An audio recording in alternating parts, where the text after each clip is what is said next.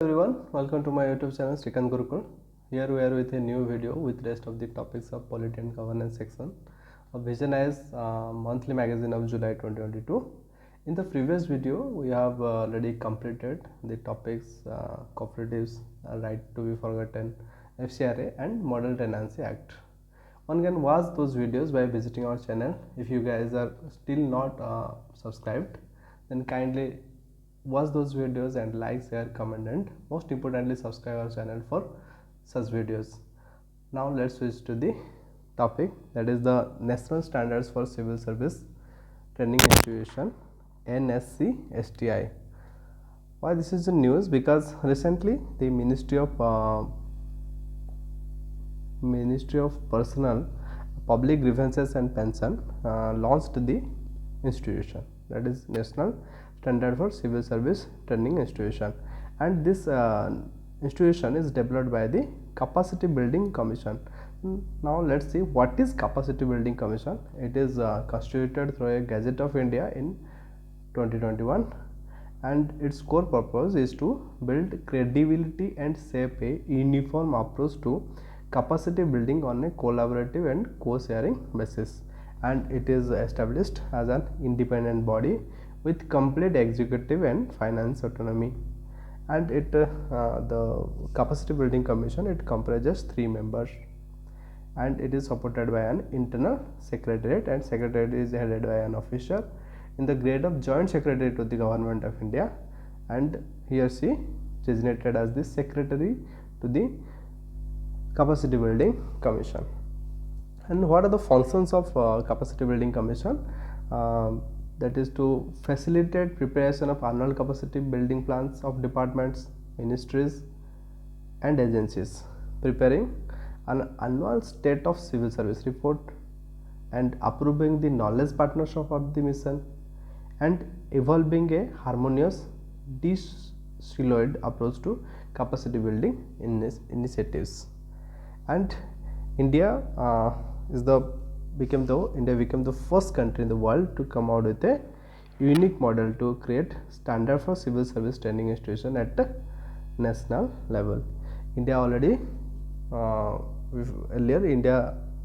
has standards and accreditation in higher education, healthcare and environment.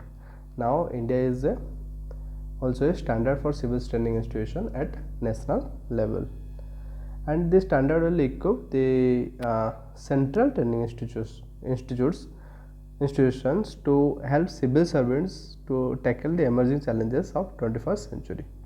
And what are the objectives of this institution? It creates a baseline for the central training institutions on their current capacity for elevating their quality and capacity of training and delivery, and to harmonize standard of training. It is the basic objective of this institution, and it will set aspiration for training institution to strive towards excellence, and the excellence will be on 8 pillars, and this is called 8 pillars of excellence of National Standard for Civil Service Training Institution.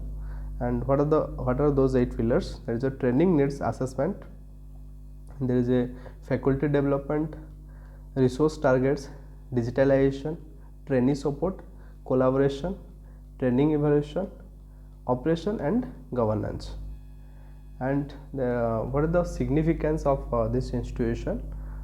And the significance are adjust outlook of civil servants methods to the changing needs of the new times, and it provides a mechanism to continuously build capacity and update the talent pool, and it will improve the efficiency of the administration or the government.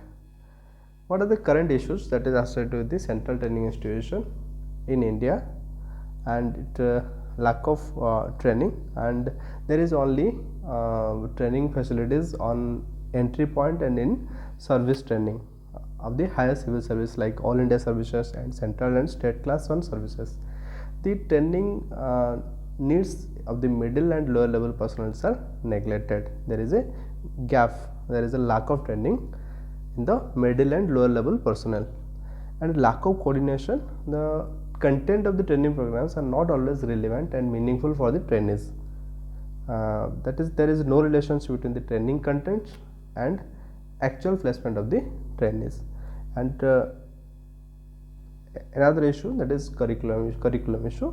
In most cases, the training institution follow the traditional lecture method of training.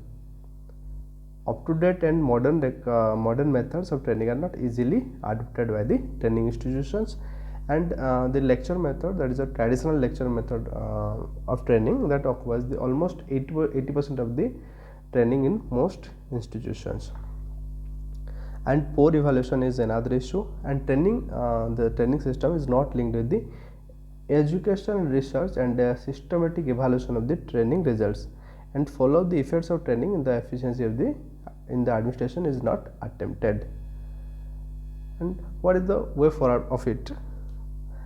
That we have to focus on the 4 E's. What are the 4 E's? That is the empowered learning, effective learning, exploratory learning, and electronic learning. And we have to remove the non-performers. Civil servants who are found to be non-performing, that they should be dismissed or given premature retirement. This will help curb complicacy, harness the competitive spirits, and develop efficient and result-oriented outlook in the civil servant. Mid-career training. So there must be a mid-career training to develop domain knowledge and competency required.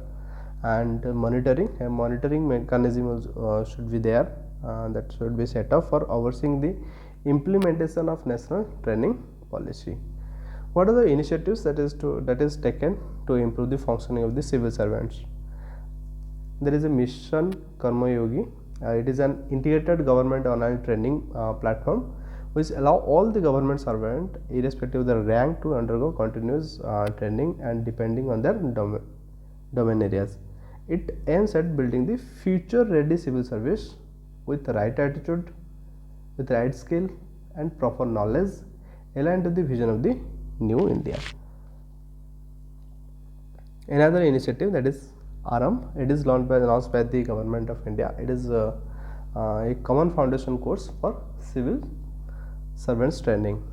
And national training policy, it was adopted in 1966 and it is reviewed in 2012 to develop a professional, impartial and efficient civil servants that is responsible to needs of the citizens, and so that they possess requisite knowledge, skills and attitude to make able to perform the functions they are entrusted with. And there is also a lateral entry concept, that is direct induction of the domain experts at the middle or senior levels of administrative hierarchy, rather than only appointed regular civil servants through promotion. So there is a lateral entry concept is also there. Then next topic, registration of press and periodical bills. Why this is a news? Because recently the government decided to introduce a bill that aimed at revising the Press and Registration of Book Act 1867. What is the aim of the bill? It is to revise the Press and Registration of Book Act 1870. What is this 1867? What is this Press and Registration Book Act? It helped governments to control the press, regulate book publishing, and inadvertently curb the freedom of speech and expression. And the printer of the every newspaper had to deliver 2 copies of each issue of such newspaper free of expense to the government, and 1 copy of each issue to press register. Under this act, the central government may appoint a registrar of newspaper for India. Under which act? That is the Press and Registration of Book Act. And the Press and Registration shall maintain the prescribed manner a register of newspapers. Every book or paper that is printed shall have printed legibly on it name of the printer and the place of the printing, name of the publisher and the place of publication. That these things must be there. That is the name of the printer and place of the printing and name of the publisher and the place of publication. Now let's see let's read a brief history of this act. The act the act begins with the Censorship of Press Act 1799, which was imposed by Lord Wellesley to gag the press ahead of a French invasion of India, and it was retracted in 1818 by Lord Hastings.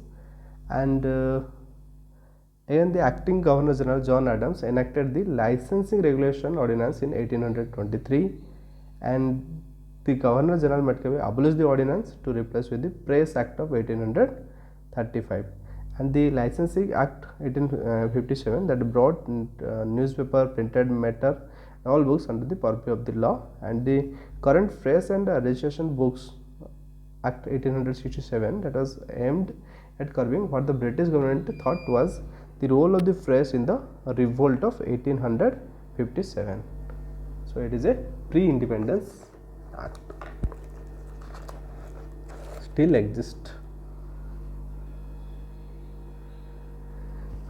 What is the need for this press regulation?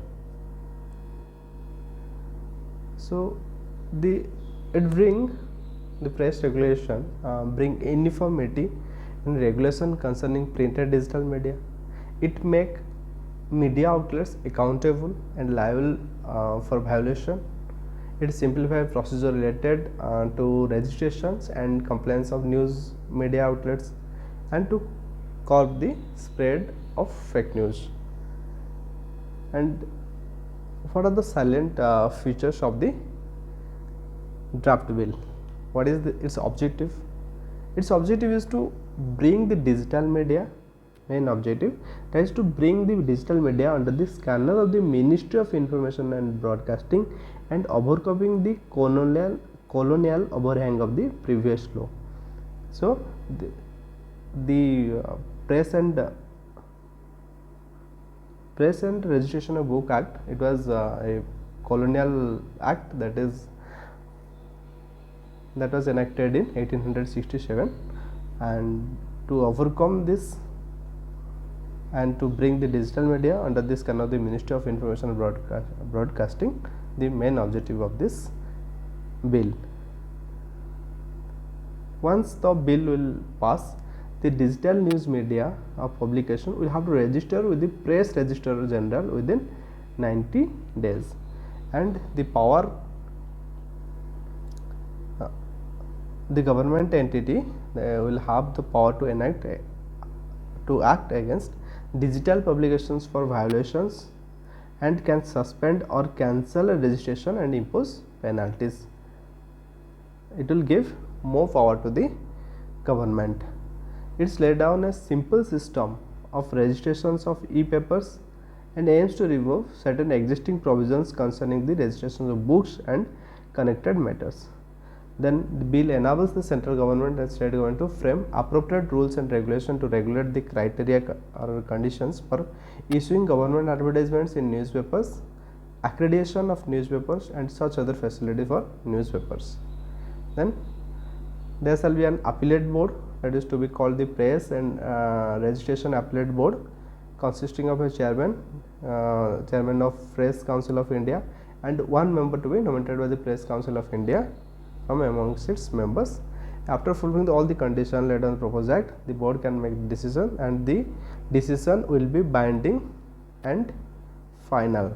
So the decision of the Press and Registration Appellate Board will be binding and final. No one can challenge that decision. And there are some small short news. The first news, that is increasing the tenure of the House committees. So there was a panel, they came with some recommendation that to increase the tenure of the parliamentary standing committees from 1 year to 2 years. Now the tenure of the parliamentary standing committees is 1 year, and the panel recommended to increase it to 2 years. in order to ensure stability and continuity. And the concept of committee hour can be introduced in Parliament to discuss major reports of the standing committees.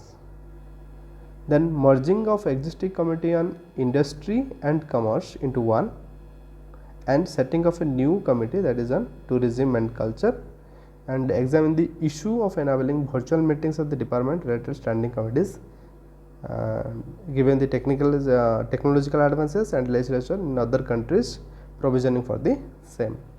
And for Rajya Sabha Secretariat, fill of all the vacancies, and it recommended for streamlining the fill of all the vacancies for streamlining the secretarial work, and including disposing 70% of the issues by lower and middle level. And the what is this Rajya Sabha Secretariat? It was set off pursuant to provisions contained in Article 98, which provide for separate secretary staff for each house of the Parliament, and it functions under the guidance and control of the Rajya Sabha chairman. What are the activities of this secretariat? It provides secretarial assistance and support to Rajya Sabha. It is servicing the parliamentary committees. It publishes the records of day-to-day proceedings of the Rajya Sabha, etc. And what is a parliamentary committees? So parliamentary committee is a committee which is appointed or elected by the House or nominated by the Speaker or Chairman, and which works under their directions and has a secretary provided by the Lok Sabha and Rajya Sabha Secretariat. And the parliamentary committees, they draw their authority from Article 105 and Article 118. Article 105 in case of Lok Sabha and Article 118 in case of Rajya Sabha. And Parliament is not bound by the recommendation of the committees. The recommendations are only recommendatory in nature. They are not binding to the government. What are the types of committees? That is, one is standing committees, another is ad hoc committees. Standing committees is a permanent and regular committee, and financial committee, DRS's department related standing committees, and other committees.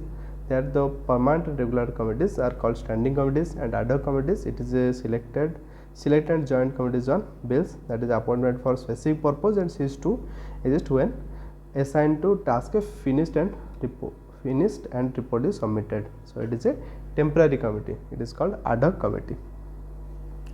Now switch to the next topic, that is the election of the president.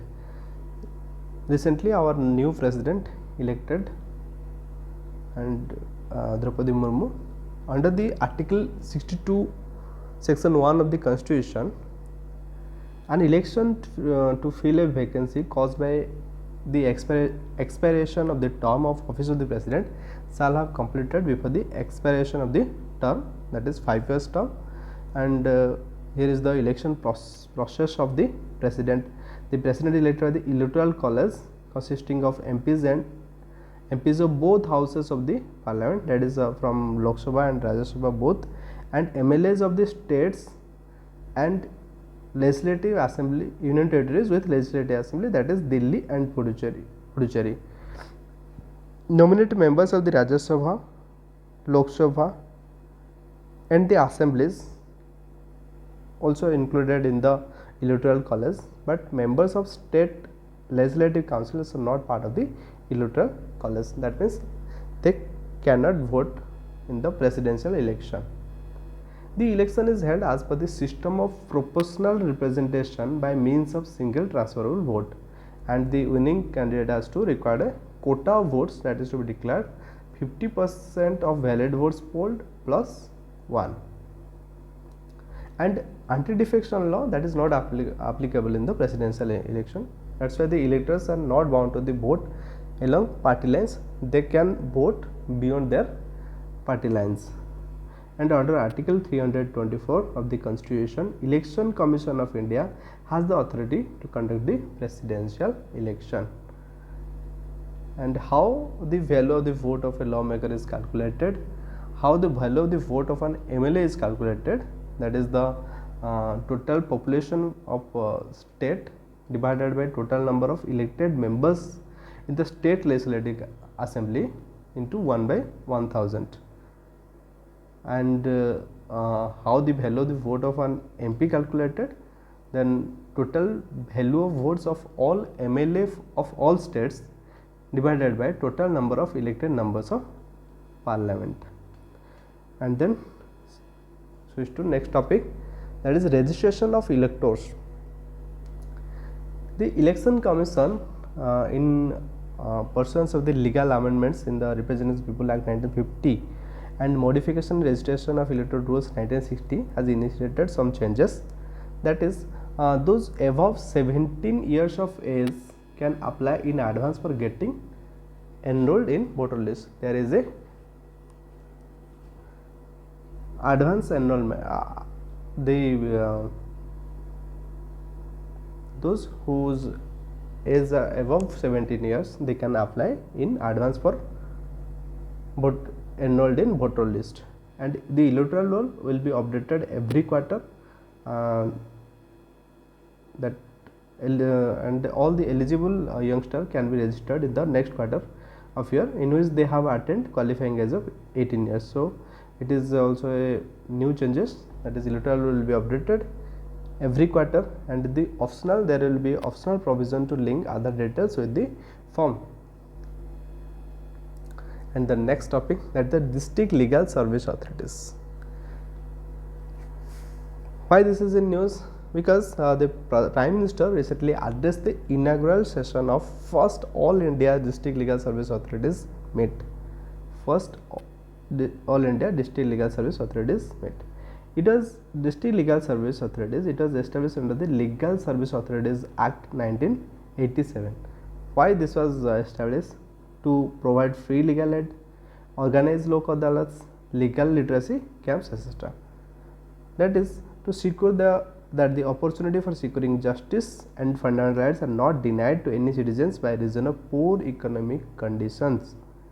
And now there are total of 676 district legal service authorities in the country, and they are headed by the district judge, who act as the chairman of the district legal service authority. And it also contributes towards the reducing the burden on courts by regulating lok adalats conducted by NALSA, that is the National Legal Service Authority. And what is lok adalat? Lok adalat is an alternative dispute resolution mechanism, and it has been given statutory status under the Legal Service Authorities Act 1987.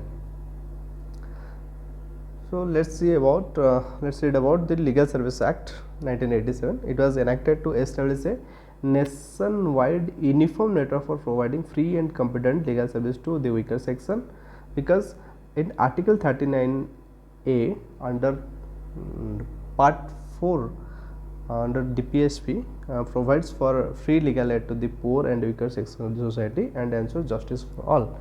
And the NALSA, that has also been constituted under the Legal Service Authority Act 1987. Next topic, tele-law service to be made free of cost for citizens from 2022. There is a memorandum of understanding that has been signed between the Department of Justice and National Legal Service Authority on integrated delivery of legal services.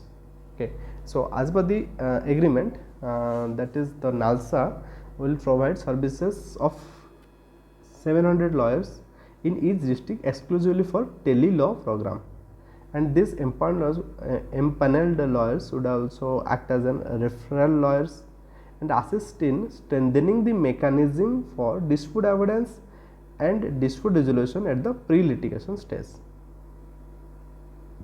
And this tele-law service program, that was launched in 2017 by the Department of Justice, which comes under the Ministry of Law and Justice, and it is a reliable and efficient e-interface and pre-litigation tool. And the tele-law mainstreams legal aid to marginalized seeking legal help by connecting them with the panel lawyers through the tele-video conferencing infrastructure available at common service center across 1 lakh gram panchayats. The next topic, there is a Places of Worship Act. It was a little bit controversial in the first days due to the Gyanvapi controversy, Gyanvapi Masjid case. Now the Supreme Court has refused a petitions by a sect of Jain community filed under the Article 32, that is right to constitutional remedies, to enforce the Places of Worship the Special Provisions Act 1981 against alleged conversion of its religious places by another sect, and it prohibits conversion of any place of worship and to provide for maintenance of religious character of any place worship as it is existed on 15th day of August 1947, that is the independence of our country. And key provision of this act, section 3 of this act states that it bars conversion in full or part of a place of worship of any religious denominations into a place of worship of a different religious denominations, or even a different segment of same of the religious denomination. And the section 4 subsection 2, any suit or legal proceedings with respect to the conversion of the religious character of any place of worship existing on 15th August 1947, that is the Independence Day, pending before any court shall abate, and no fresh suit or legal proceedings shall be instituted. And what is the significance of this act? And the state has enforced a constitutional commitment and operationalized its constitutional obligation to offer the equality of all religions and secularism by constitutional. It is the constitutional commitment of the state, and it preserves the non-retrogression as an essential feature of India's secular values, and there must not be any regression of rights. And next topic, the Family Courts Amendment Act 2022.